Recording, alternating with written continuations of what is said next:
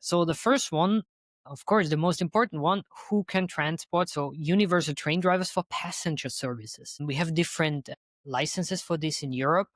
I will learn as well how is it in your country, because we will do all the recognition of your certificates to see where do you qualify. Yeah. This one also needs the B2. In this sense, in this is the only one that needs also B2 certificate, because it's the most critical one. Of course, you will drive a train on sometimes 250 kilometers per hour with hundreds of people there.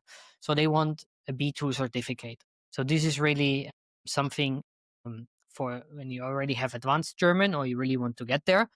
But we also have other career paths for you, and I will show it in a bit. If you say maybe you're not there yet, there are different opportunities to work as a different type of train drivers and then maybe climb the career ladder once you're in Austria.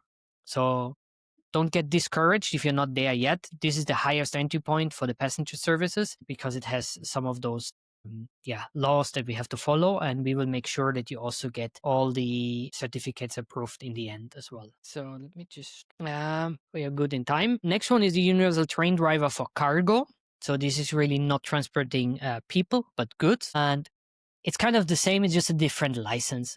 I'm not sure yet in all of your countries. As mentioned, I will learn it. How is it in Kenya? How is it in India? It's a different type of license that is needed. Therefore, you need to do a different recognition. The salary is the same. And then we come to also an area that's now come a lot of jobs that some of them you have seen already, but we call it a lateral entry. So let's say you have a degree as an electrical engineer, and then you started to also get your train driver's license. Now in the process where we will have a look at your certifications, we might find out that the education in your country is not on the same level as it is required in Austria. That would mean that you cannot go for this job right now. So what you can do is you have one option to do a lot of extra tests and studies in your home country, but some of them are not even able. You would have to fly to Austria and do it here to just later qualify. So that's why there are other areas where they offer for lateral entry, so career changes. So that could be someone who has no driving license at all, but maybe someone who has one but is not recognized. They could still start to work there. And then while being on the job, you get extra training and already paid from the client. So this is a great for you to, let's say, have a softer entry as well.